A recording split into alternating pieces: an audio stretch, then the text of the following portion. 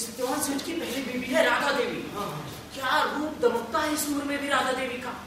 सत्यवान सेठ की तो पसंद की दाद देनी पड़ेगी भाई। इस पक्की उम्र में तुम्हें अय्याशी की सूझी है। अरे बस करो। पहली फिर दूसरी अब चौथी बीवी ले आए। घर बीवियों से भरना है क्या? शर्म नहीं आती तुम्हें? बहुत हुआ। अरे मेरे सभी दुखों का अंत इस जहर में है। यही खाने पर जहर पीकर अपने प्राण त्याग दूंगी। तुमने मेरा जीवन नर्क बना दिया है। इस जीने से तो मरना अच्छा। ऐसा न करना राधा देवी, जहर मत पीना। नर के हाथ में जहर क्या लफड़ा चल रहा है? एक औरत के लिए उसका पति उसका सबसे बड़ी जायदाद होती है। जब पति ही मेरा ना हुआ तो जायदाद क्या होगी? अब दी एंड समझो राधा देवी, अभी कोई विवाह नहीं कर सकते। विश्वास करो हमारा। कैसे विश्वास करूं? झांसा दे रहे हो तुम मुझे। आज जहर पीकर मरने से मुझे कोई नहीं रोक सकता। खाने में जहर पीना मना है, बाहर निकलो पवन। अरे तू मुझे बाहर निकालेगा नास पिटे? मैं तो खुद ही इस दुनिया से जा रही हूँ। और तुम करते रहना जितने मन पड़े शादियाँ। घर भर लेना बीवियों से, तुम्हें बहुत लड़कियां मिल जाएंगी। अरे ऐसा न कहो राधा देवी। बहुत सह लिया मैंने, अब और सहने का सामर्थ्य नहीं है। जा रही हूँ मैं इस दुनिया से। अलविदा।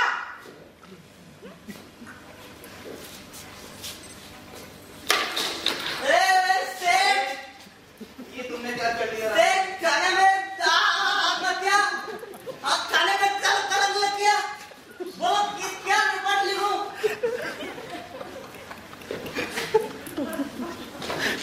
ये क्या हो गया?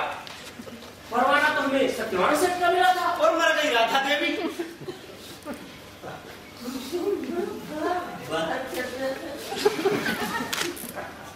बहुत मजा आ गई। मौत मौत का मुकर्रर वक्त नहीं सकता। तुम बोलो असली यमदूत भाई, मेरे प्राण मत लेना। मैं मरना नहीं चाहता। मेरे छोटे छोटे बच्चे, मेरी बीवी बीमार रहती है, मेरी तो नौकरी भी कच्ची, मैं अनाथ हूँ।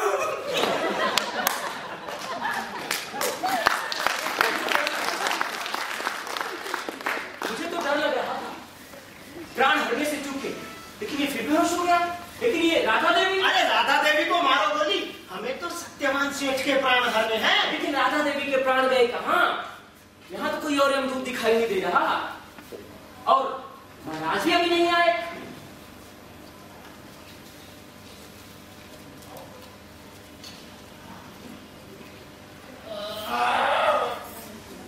लो, महाराज भी आ गए। अरे ये धरती पर कौन पड़ा है? ये तो राधा दीदी है। दीदी बोलती क्यों नहीं? और ये कौन धरती पर पड़ा है जैसे सारी जगह इसी की हो?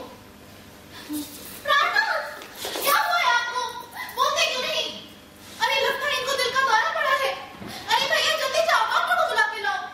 क्या हो गया आपको? अरे देवी, अब डॉक्टर को बुलाने से कोई फायदा नहीं। इनकी उम्र पूरी हो चुकी है।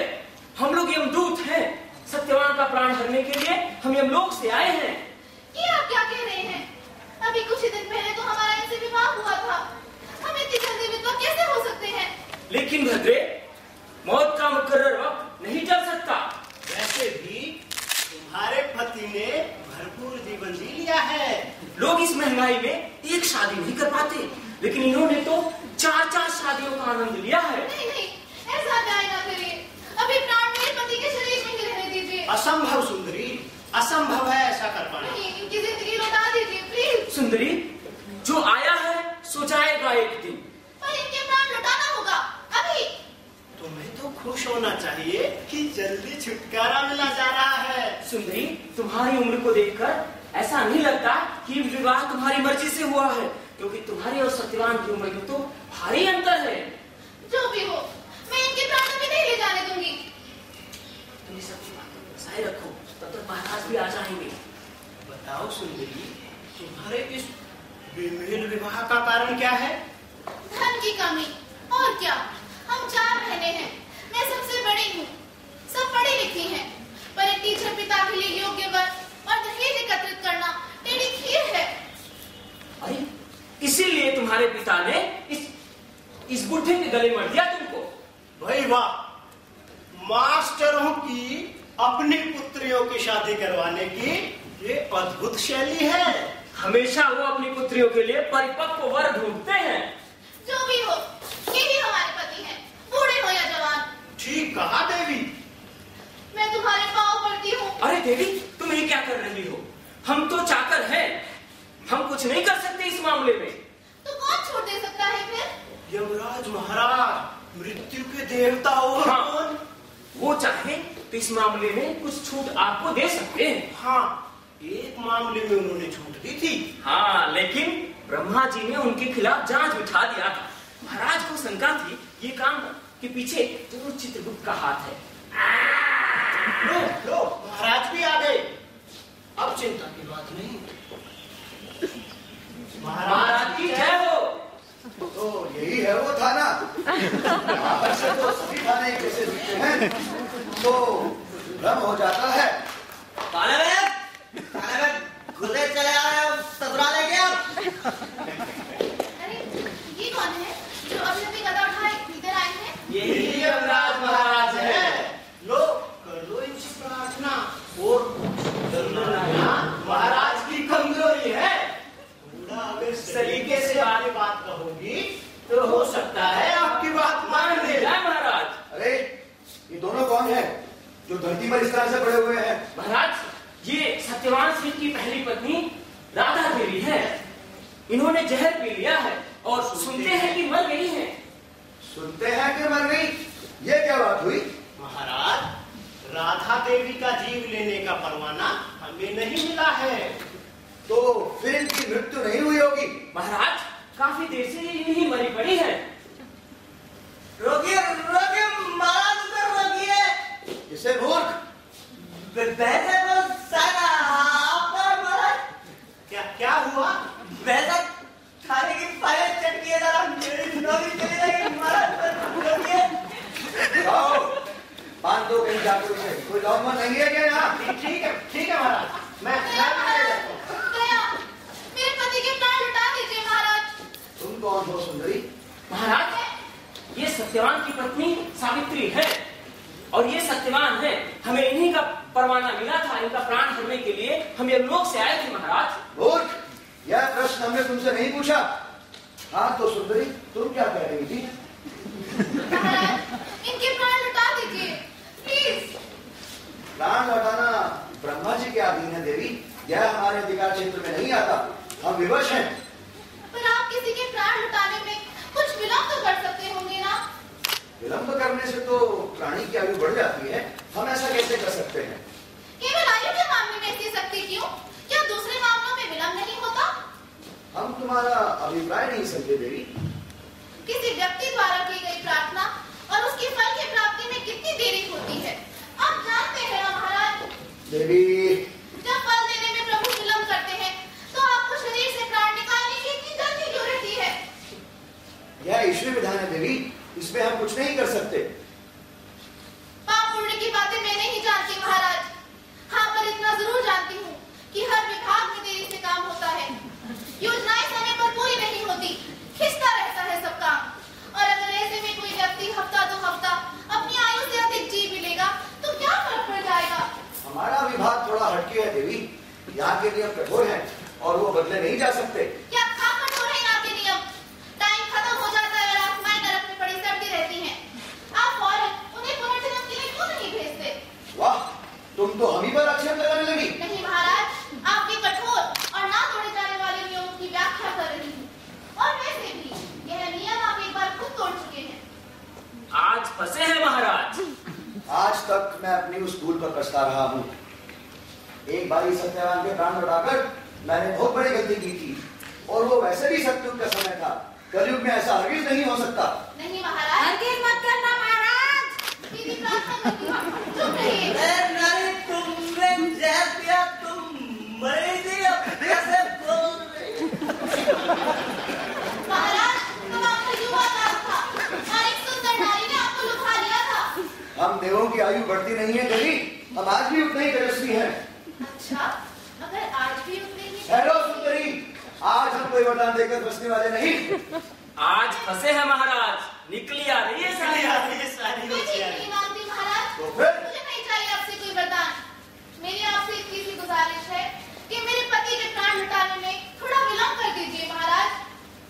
इस पृथ्वी लोक पर जो कुछ होता है वो ईश्वर के विधान के अनुसार होता है, हम ऐसा नहीं कर सकते। महाराज, शायद आप ठीक ही कह रहे हैं। उसी विधान के अंतर्गत मेरा जन्म ऐसे परिवार में हुआ जहां अभाव की गीली लकड़ियां दिन भर सुलगती रहती थी। कभी नहीं जाना अच्छा खाना अच्छा पहनना होता क्या है। पिता ने केवल पढ़ा लिखा दिया, पर जहां अभाव हो वहां ना ही ज्ञान, ना शिक्षा और ना ही सौंदर्य का कोई महत्व होता है। अभिशाप की काली घटा छाई रहती है महाराज। महाराज, क्या आप जानते हैं एक मिडिल क्लास परिवार में कन्या का जन्म किस रूप में लिया जाता है? हम इस मृत्युलोक के बारे में ज्यादा नहीं जानते देवी। एक अभिशाप की तरह होता है उसका जन्म। माँ बाप के लिए असहाय बोझ की तरह होती है कन्या। अगर भ्रूण परीक्षण में पता चल जाए कि कोख में कन्या पल नहीं है तो उसे वहीं नष्ट कर देते हैं।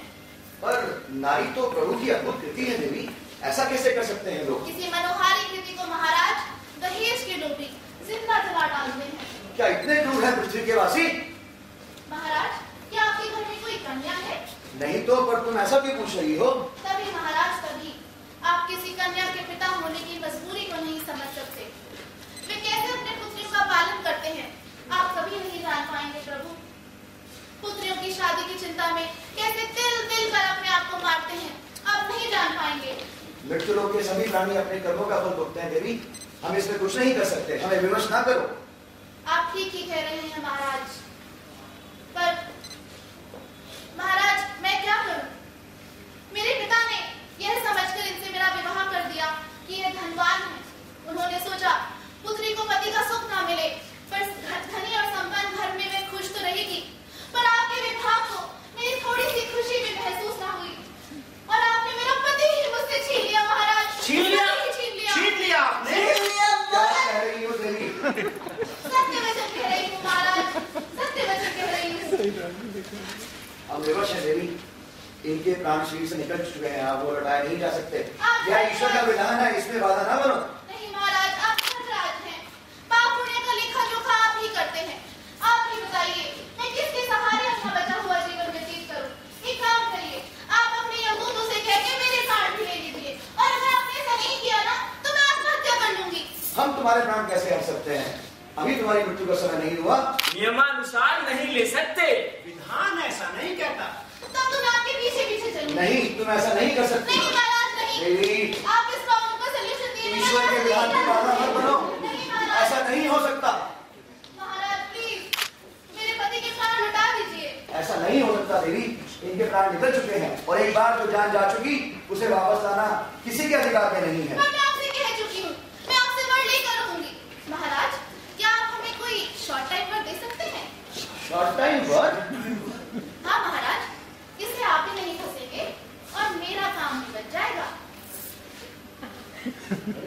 तुम्हारा शॉर्ट टाइम वर्ड क्या है? महाराज, मेरे पति के प्राण केवल 2 दिन के लिए लौटा दीजिए। Only 2 days। केवल 2 दिन के लिए?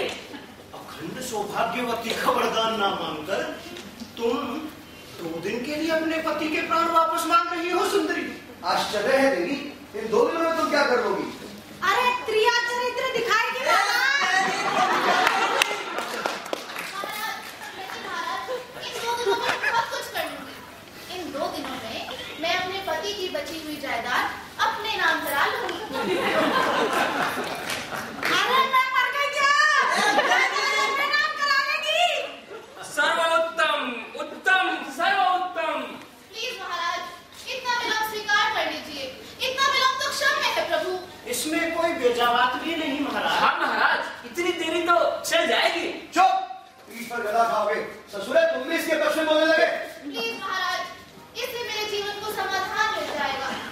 थोड़ा सा विलंब कोई अनर्थ भी नहीं करेगा और मेरे जीवन को अर्थ भी मिल जाएगा। हमें तनिक सोचने दो देवी, इसमें कोई संदेह नहीं, तुम वाकई बहुत चतुर हो।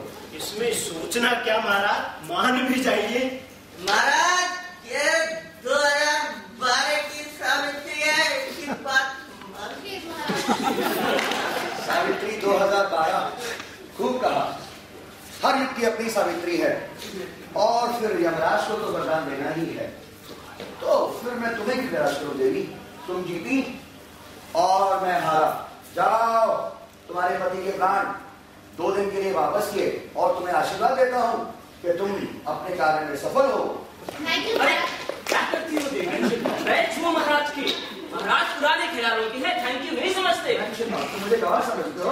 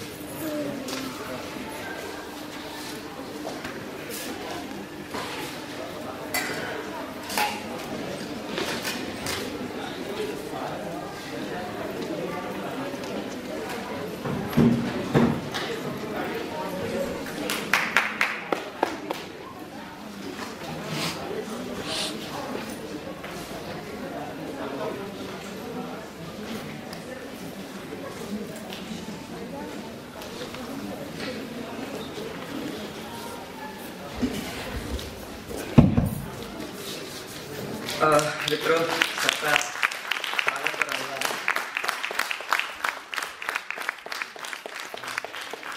इससे पहले कि मैं पात्रों का परिचय कराऊं, मैं एक बात कहना चाहता था। सचदेव सर ने मुझे एक बात कही कि देखो तुम ना चोरों पे मोर मरवा रहे हो, और ये तुम प्ले शुरू होने से पहले ये बोल देना कि ये सचदेवा जो कैरेक्टर कर रहा है ये जिंदगी में पहली बार कर रहा है। प्ले के बाद कहा और मैंने क्या कहा और किस संदर्भ में कहा, मुझे लगता है आप अच्छे से समझ गए। मैं परिचय कराना चाहता हूँ परलोकी अवनीश, अकाल मृत्यु वेद प्रकाश वत्स हिंदी विभाग, वृद्ध आदमी रामाशंकर कुशवाहा हिंदी विभाग, जीव राजन बाबू प्रभात सर, यमदूत 1 रामाशंकर कुशवाहा, यमदूत 2 प्रेम प्रकाश मीणा हिंदी विभाग, सिपाही 1 राकेश बत्रा, सिपाही 2 सोमीर किथे गया।